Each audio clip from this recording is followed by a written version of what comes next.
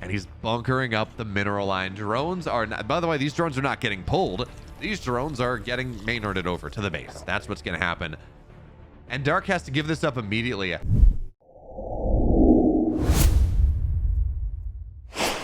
Upper left in the blue, his name is Maru.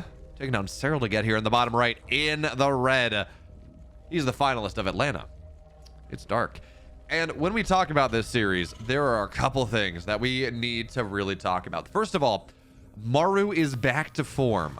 Maru is doing what Maru has been known to do in the past. In that Serral series, he was target firing banelings like Beyond would, or like Clem would. Maybe not quite as good, but he was up there. He was multitasking really well. He was hitting really crisp timings. He was playing all over the map. He was playing active. And the Maru that has been dominant in TvZ in the last couple years has not been an active Terran. He's been a Terran that's been able to sit back and defend and play some better late game. Some of the better late game than kind of anyone else. And that's really solid, certainly. But that's not what we saw from Maru from Maru and Serral. It was a Maru that was playing all over the place, playing active, enforcing his will on his opponent, and that is just so awesome. So exciting to see. But of course, this is a different player, and while you might be able to do that to Serral, you might not be able to do that you might not be able to do that as much to Maru or to Dark, because Dark is he's gonna play roaches more. He's okay with playing on a little bit lower of an economy.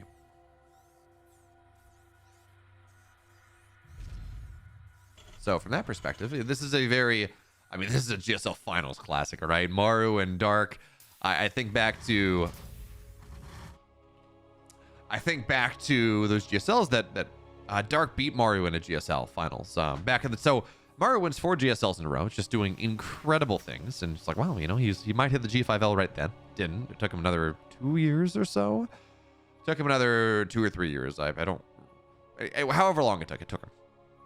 And in that drought, he had a couple second places, and it really did feel for a while like we were seeing Maru as turning into something more of a Kong, into a Silver Surfer, into a Jadong or a Su or a Yellow, if you want to go back quite a ways. And then he was able to do it again, and he strings off another 3. And it's like, okay, great, he's back to form. But in that drought of just second places, I think back to it, there was a GSL finals he played against Dark, and Dark just sledgehammered him with roaches. And granted, it was a different patch, different meta, different map pool. But Dark just kind of hit him with roach maxes 4 times, and he won 4-2 or something. I can't remember exactly what happened, but it was just Dark just smashed him.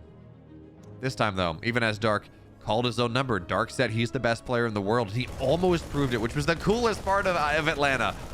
Second coolest part. Coolest part was Clem finally getting his offline title. But in general, it was one of the really cool storylines. I think I do favor Maru in this setup. I think Maru has been playing incredibly well.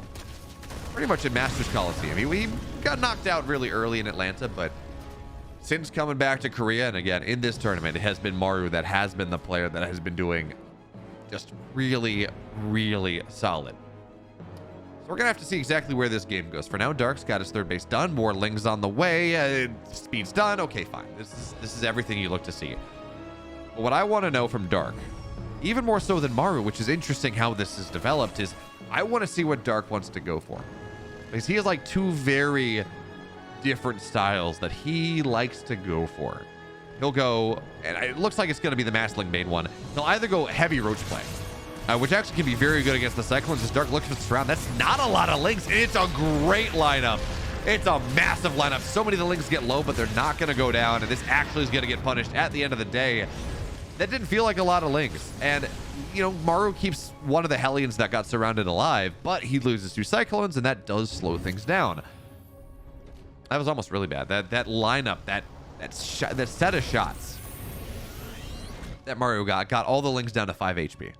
And really, they almost all went down, but instead they survived on 5 HP. They took some value, and somewhere A little bit of economic damage is happening. Oh, Maru into the third base. Dark's not prepared. He's not ready. He wasn't looking. He was looking to Liberator somewhere else. And now the entire mineral line, every stinking drone or near enough is going to go down. It's 14 dead drones and it's a bunch of lings. And guess what? Maru gets out with every single Hellion. It's a disaster. It's unmitigated disaster here. So much damage being done. And yes, Dark is the best player in the world at playing from an economic disadvantage. Even still in this setup, Maru is, I mean, on top of this is a Dark that's going 1-1 melee. He's going to go up to 5 hatch very quickly. This is a Dark that is, I mean, he's playing a style that wants to be cost inefficient, that just is on the swarm, playing like the distillation of Zerg. And if you're doing that, if you're going for a style like that, you really want to make sure that you have your economy developed as quickly as possible. It's an expensive composition. It's a composition that needs a ton of it needs a ton of queens, it needs a ton of lings, it needs a ton of hatches, it needs a ton of production.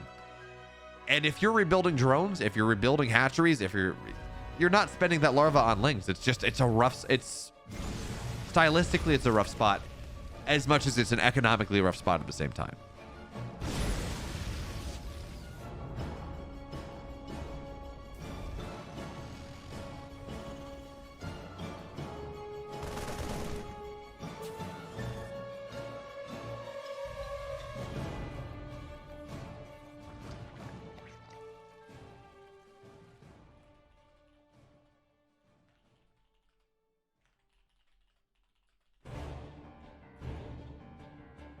So now 1-1 is just about done here for Dark. That's a pretty solid timing, but it's going to time out almost to the second with a 1-1 timing of Maru. So Dark's not going to have really much of an upgrade lead, but he's not going to have a disadvantage either. So look at this micro out of Maru.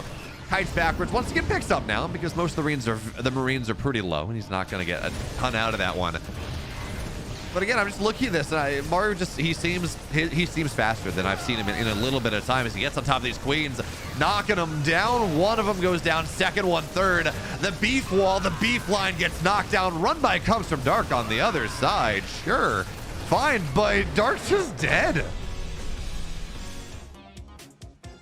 Maru takes game 1, makes it look incredibly easy. In the upper right, into the blue, he's up a map here for onside. It's Maru. Bottom left in the red, it's Dark. Of course, if you like this and you want to see more Starcraft action, more Starcraft action, more Maru games, more Serral games, Stormgate stuff as we get into that open beta period, or the open beta period in Steam Next Fest in about 3 weeks, make sure to sub to the channel because there's going to be a VOD. There's going to be a cast 7 days of the week. Every single day. You're going to get Starcraft content. You're going to get Stormgate content. You're going to get awesome, I like to think, pretty awesome content. As Maru, going for a bit of an SCV scout here, looking to, okay, that's what he wants to make sure. He wants to know if there's a proxy hatch coming out of Dark, and guess what? There is a proxy hatch coming out of Dark. Okay. Oh, reactive. Okay. This is pretty cool. Maru sees that there's a proxy hatch on the map, and he kind of knew that he was thinking about this at a time. He's got a barracks on the high, or he's got a barracks on the low ground. He's going for the 2 racks Reaper idea, but because he's scouting with the SCV, and because he knows that there's this base that is very exposed, his second barracks is not gonna be. It's not gonna be in the wall. He doesn't have to worry about that as much. Instead, it's going to be really as close to that third base as possible, or the natural as possible, without being scouted. So Dark's going to see this natural, is going to say, okay, it's a standard low ground wall. Generally you would expect a second barracks, but this is not unheard of. And he's bunkering up the mineral line. Drones are not, by the way, these drones are not getting pulled. These drones are getting Maynarded over to the base. That's what's going to happen. And Dark has to give this up immediately. Is Dark just dead? I mean, he's not dead yet. He's not totally dead, but he just committed to a gold mineral expand, and he's not going to see any benefit from it. He's going to see no benefit at all. In fact, Maru's building 2 Marines at a time. He's going to put Marines in this bunker, and he's going to kill it. He's going to knock this bunker down. He's going to make sure everything goes down.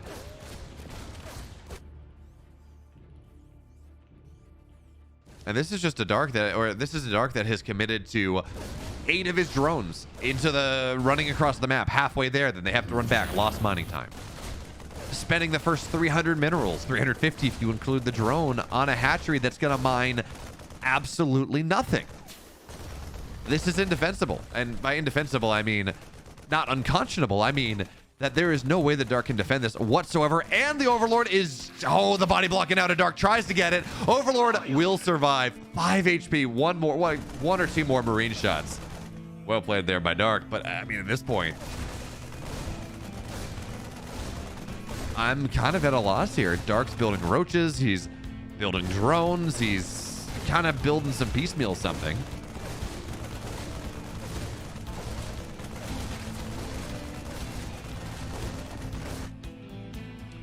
And I guess Dark's putting pressure on the map with roaches. Trying to maybe pantomime some aggression. I don't really know what you're supposed to do here. This is such a rough position, and now the Reapers, they're going to hold the line of sight blocker. They're going to get damage done, and by the time the roaches, the very small amount of roaches onto the other side of the map, Cyclones are going to be out, at least 2 of them. And yeah, you know, roaches, if they pin Cyclones back at home, they can get some damage done, but it's not fast enough, and the roach count is not in enough numbers. So Maru, in an abundance of caution, is building 2 bunkers back at home as he goes. So this is Reapers are gonna get. Oh God. Oh, this feels so bad. This feels so bad. It's 3. He's gonna get maybe. No, he's just gonna get 3. But this is 3 dead drones on top of the economic damage, on top of the dead. Oh God. Game 1, Maru just smashed Dark. Game 2, Maru he's smashing Dark even harder. I went into this series thinking this would be pretty close. Dark's been on a tear recently, and Maru's back to form, but I didn't realize Maru was back to this form. As there's a commissar in that army saying, nope, some heresy by that Marine means it's not worth it. Means that Marine will get sacrificed to maintain the morale of the others, but Maru's got his 3rd base on the way. I was going to say that I wouldn't blame Maru for just trying to go end the game, but it's Roach Tech. It's really hard. It is really hard to go and snipe Roach Tech down, or to push through to kill a Zerg, or to kill a Zerg player that's got a bunch of roaches. You need tanks. You need 2-2. You need a lot of Marauders or something. It's not an easy kill. So Maru's fine with that. He's got his 3rd base on the way, Stim on the way. He's just developing himself into the mid game with just an incredible lead.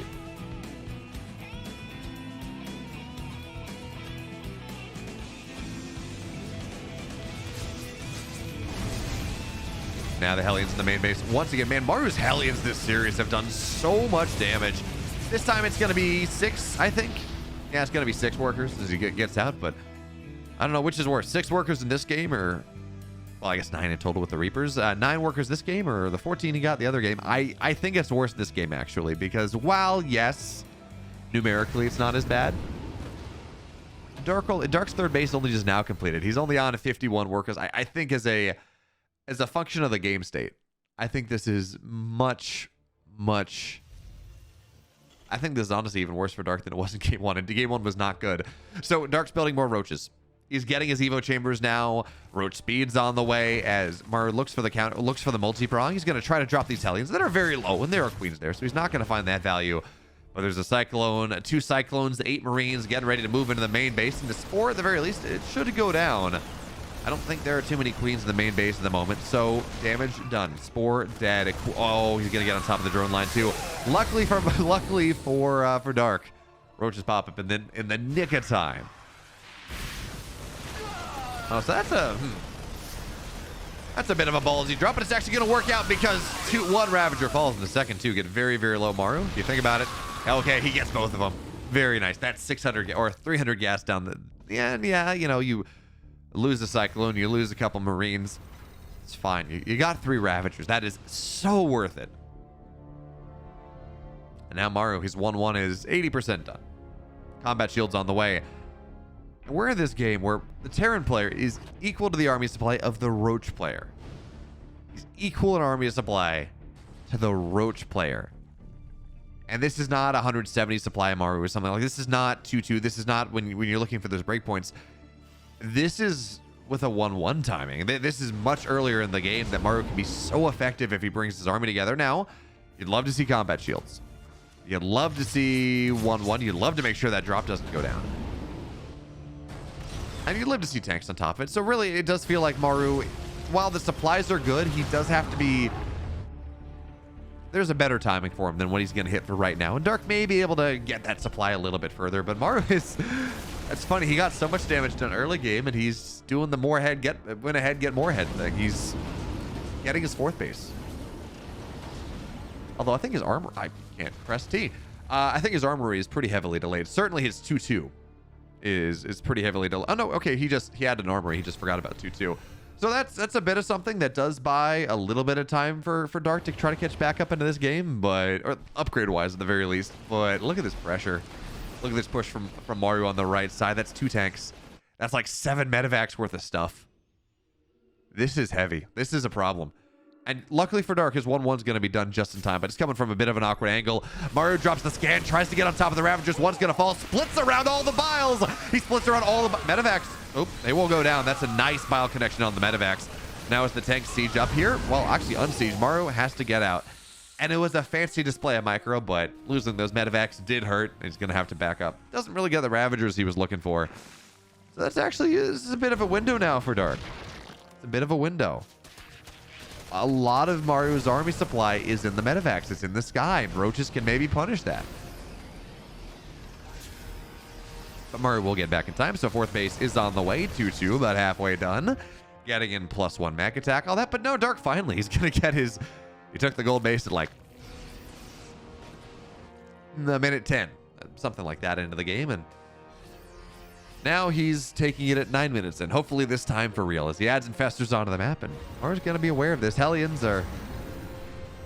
They can't kill the infestors even if they wanted to. So that's not going to happen. But Maru is aware of the infestor play, which he should. This is a Dark.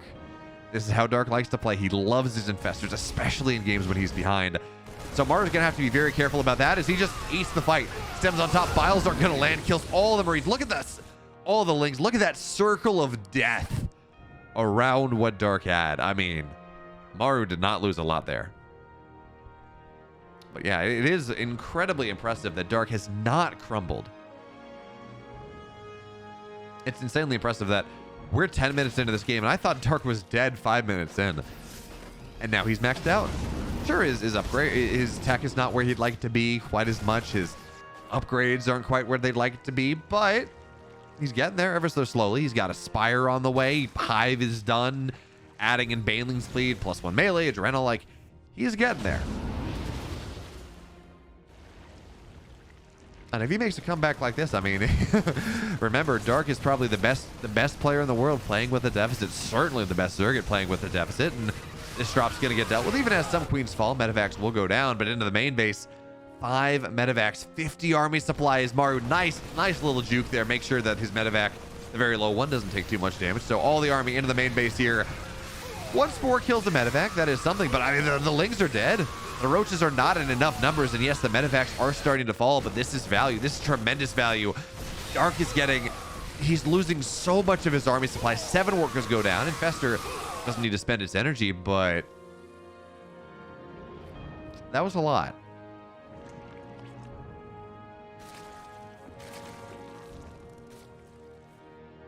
That was a tremendous amount. But Dark, he's got a greater Spire on the way. I don't know that he can afford a greater Spire, honestly. He's only on about 3 base gas. This is not a ton of gas to build a bunch of Broodlords. I guess he's gonna have to. He does need to develop his tech a little bit more. The ghosts are out of the map, and ghosts are just kind of like this ultimate answer to Roach Ravager. Everything just gets sniped down, but here comes... look at this tank line. Yeah, we're going to see... Actually, doesn't... Okay, there we go. It does get a Liberator. That much is true. But this slow push coming out of the Terran right now is going to be a significant problem. Fungal lands on like 2 Marines. That's a better one. But the third... Okay, it will chain a little bit, but the medevacs are going to be able to heal this up for the most part. And now there's just less energy in these infestors. EMP is looking for. I'm not going to find him just yet. Solar or Dark's doing a great job of running forward, dropping biles, kiting away, diminishing the tank count as the slow push of Maru continues forward. Now snipes are going to go down. Baneling's forward, but again, they get shut down. They get annihilated. And these fungals are just not landing as they need to be. So now Dark has to give the gold base up. He's got to give this position on the right side up just a little bit. So what are we going to see? We're going to see Ling run by, trying to find his way into position. Parasitic bomb and a fungal on top of the medevacs. As now here comes the run by, and the wall's down. So Dark into the main base is going to try to find some value. Gets tanks, actually. 2 tanks is fantastic. And the fungal now on top of the Marines on the right side. But there's, oh, Miles not going to land. Okay. Not in enough numbers, certainly not. So Maru is still okay in this push. He's gonna have to kite backwards. Any more fungals? I don't really think so. And the ghost count is really, really nice. So Dark is, or Maru is tapped out in minerals, but he's mining like 3,000 minerals a minute. He's a-okay with that. He's totally fine. Now with personal cloaking on the way, I guess he pulled a beyond. And his +3 armor is just a little bit slower, but drilling claws on the way, personal cloaking, +2 attack for the tanks, finally having that +3 armor as well. And now looking to move forward. Snipes, maybe gonna try. Oh, just EMPs the Vipers. That works too. I was gonna say maybe tries to snipe the Vipers down, but that's a little bit too risky. So instead, he loses a couple ghosts for his troubles, but these Banelings are getting shredded here. And while we have Broodlords, we have like 3 of them. That's enough to maybe soak some Marine shots. It's not enough to really do a ton. And Dark, by the way, he's larva starved right now. He's 170 supply out of 200. He's got 1k in the bank, but he just doesn't have the larva to replenish his army. I think too many queens have died. Too many hatcheries have gone down. Well, even if it is only the one, that was enough apparently to mess with the balance of things. So it's this pushing position out of Maru is really. It's a difficult thing for Dark to dislodge because he just doesn't have the reinforcing ability that he would like to have.